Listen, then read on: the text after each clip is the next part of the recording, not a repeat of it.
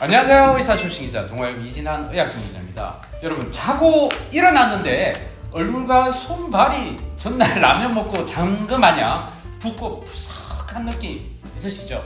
자, 그럴 때 두렵죠? 당황스럽죠? 심장이 나쁜지 덜컥 걱정이 되기 시작하는데요.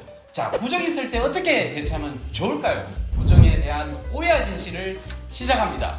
인사 부탁드립니다. 오늘도 반갑습니다. 네. 운동생들과 신장내과 이사하고 있습니다. 아, 우리 정말 자주 보는데요, 그죠? 신장에서는 최고 전문가라서 제가 계속 만나고 있습니다. 자, 환자들 많지 않나요? 그런 분들 많지 않나요? 일시적으로 부은 건지, 살이 찐 건지. 자, 이게 어디에 문제가 있어서 그런 건지. 일단은 부종은 네네. 이제 몸에 체액이 많은 거예요.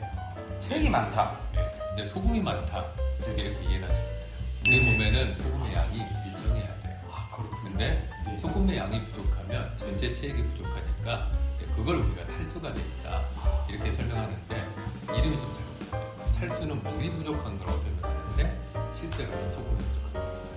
그리고 몸에 붓는 현상은 몸에 소금이 많기 때문에 왜 그런지 탕수가 되는데 항상 물은 소금 가운데 따라가고 있어요. 그래서 우리가 이제 뭐 탈수가 심했을 때도 생리식염수를 주는 거잖아요. 네네. 물을 주기 위해서 그런 거고 소금을 물에 타서 주는 거예요. 그래서 부족한 소금을 주는 거고요. 네네. 소금이 많은 건데 왜 사람들은 신장이 안 좋은지 아니면 막 심장이 안 좋은지 막 걱정을 그렇게 많이 하는지 모르겠죠. 자, 네. 우리 몸이 정상일 때는 네. 소금이 많아지게 하지 않습니다. 기자님이 이제 전날 네. 약주 드시고 라면 드시고 그래서 안주도 드시고 드셨잖아요. 네. 다음날 아침에 얼굴이 붓는 게 걱정이 아, 된다. 이게 안 부으면 네. 뭔가 좀 이상한 거죠. 근데 이제 뭐 2, 3일 지나도 뭐 소금이 안 나가는 거예요. 많이 섭취하는데 왜 안 나가겠어요?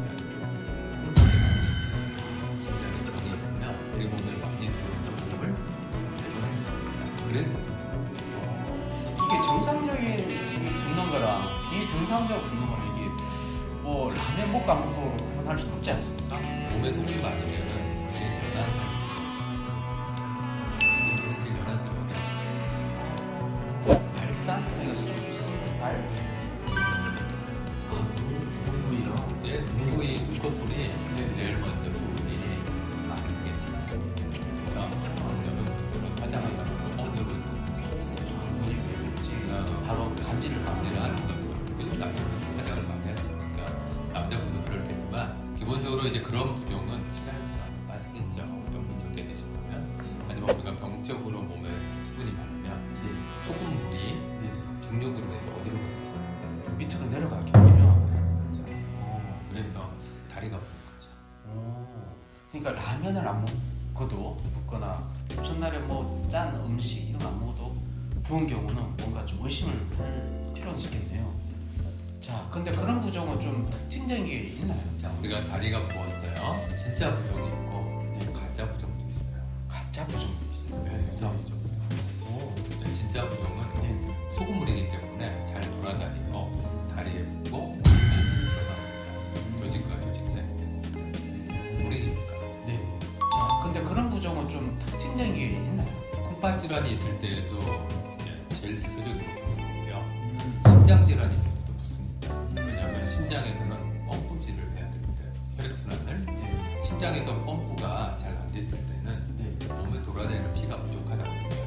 그러면 콩팥에서 피가 모자라니까 수분이 모자라니까 수분을 먹고 안 나가게 그래서 잘 붓게요. 또 간경화가 심한 분들도 나중에 좀 부어요. 그 이유는 간경화가 심한 분들은 쉽게 말해서 이제 내장 쪽에서 간을 통해서 이제 몸의 체액이 심장 쪽으로 올라가야 되는데 여기 뭔가 장애가 생기는 거예요. 또 몸에 수분이 부족하다고 느껴서 또 자꾸 콩팥으로 안 나가게 해서 이때는 콩팥이 안 나빠도 이제 부을 수 있게 되는 겁니다. 어쨌든 이런 소금물이 몸에 들어가면 단체로 가서 누르면 들어갑니다. 근데 아, 이게 그림 보니까 진짜 쑥 들어가는데 이게 금방 정상으로 탄생력이 안 돌아오나 보죠. 안 돌아오죠.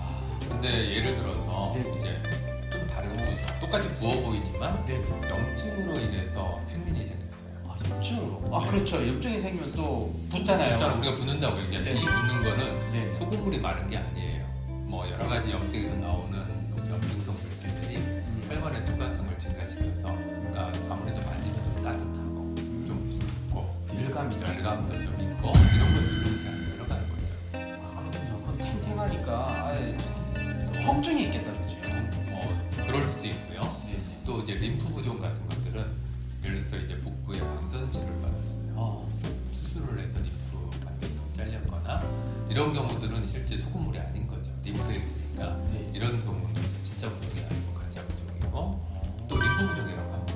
네. 정말 치료하기도 어려운 환자분들은 이런 경우 잘 이제 진짜 부종은 한참 있어야 되는데 바로 튀어나오는 경우들이 있고 또 우리가 이제 갑상선 기능 저하증이 너무 심해요. 그런 경우는 점액 수종이라고 하거든요. 갑상선 기능이 떨어져서 이 점액질이 피부 밑에 진피 밑에 이제 쌓이는 겁니다. 이런 경우도 잘 안 들어가고 들어갔다가도 금방 튀어나오는 현상입니다. 네. 자 그럼 아까 진짜 부종의 경우 이게 생겼을 때 콩팥에 이상이 있는지 아니면 심장 이상인지 좀 구분하기 힘든 건가요? 아니요, 우리가 심장 기능, 간 기능 이상, 콩팥 기능 이상은 간단한 혈액 소변 검사만 해봐도 쉽게 알 수 있고요. 또 심장 쪽은 가슴 엑스레이를 찍어봐도 폐에 물이 차 있는지 이런 것들을 가지고 아주 정밀 검사를 하는 것도 쉽게 알 수 있습니다. 그래서 이제 환자분들이 부어서 오셨어요. 제가 환자분 왔습니다. 간단한 검사 몇 가지로 이게 병 때문에 부었는지 아니면 병이 아닌 걸로 부었는지를 감별을 해야 된다고 제가 말씀을 드려요. 실제로 이제 부어서 오시는 분 중에 3분의 2 환자분들은 병 때문에 부어서 온 게 아니고 약 때문에 부어서 왔습니다. 약 때문에?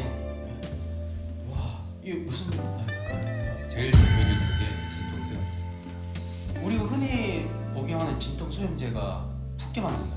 그럼 왜 그러니까 우리가 진통소염제와 해열제는 좀 나눠야 되는데 타이레놀과 같은 해열제는 이제 붓게 하지 않아요. 근데 관절통이 있어요, 치통이 있어요.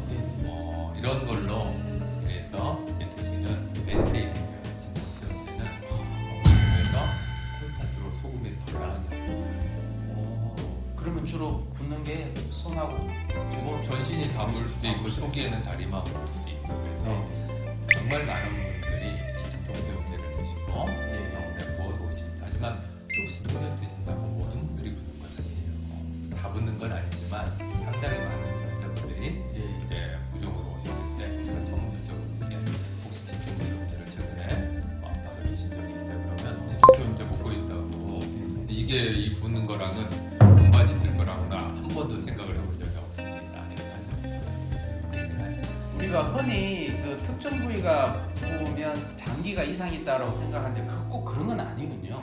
어떤 분은 이제 뭐 흔한 경우인데 혈압약 때문에 또 이 혈압약이라는 것도 혈압약은 여러 가지 약이 있는데 칼슘 차단제, 안지오텐신 차단제, 부감신경제 차단제, 이뇨제 여러 성분이 있는데 시중에서 궁합이 안 맞는 혈압약을 드시는 거예요.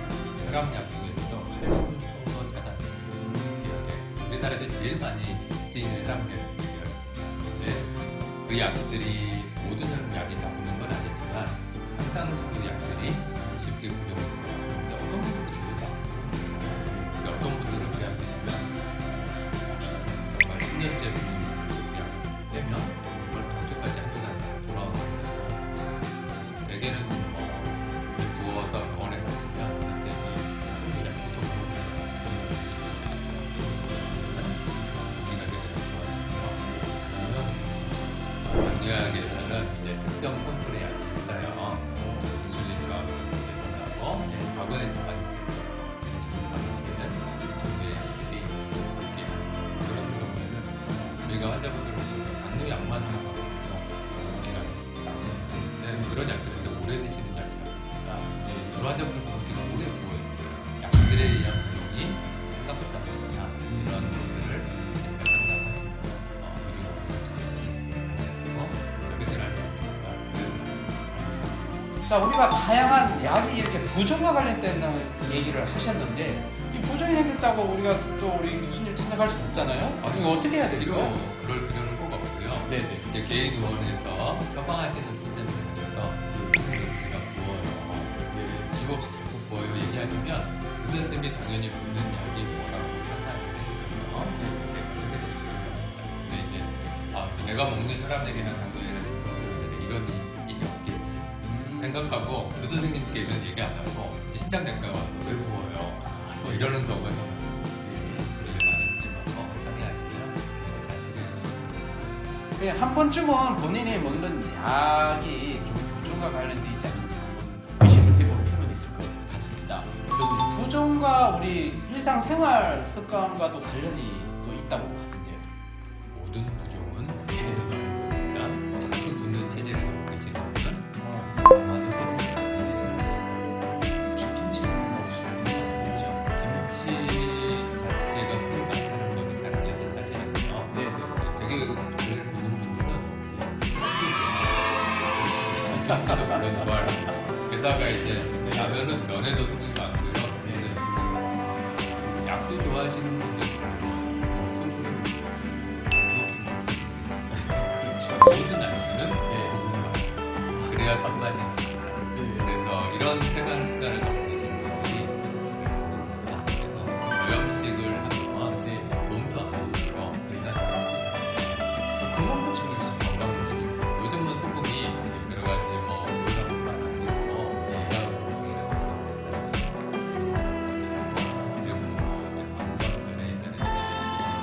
다 명확히 제공되는 건 아니지만 일단 혈압과 부종에 있어서 알겠습니다. 자, 이 없는 부종은 없습니다. 붓기가 심하거나 오래 간다면 걱정만 하지 마시고요. 평소에 가시는 병원 가셔도 되고 이 원인을 찾아 해결하셔서 몸과 마음 가볍게 사시길 바라겠습니다. 자, 부종에 오해하신 이 영상 도움이 되셨으면 구독 버튼 눌러주시면 감사합니다. 네, 감사합니다.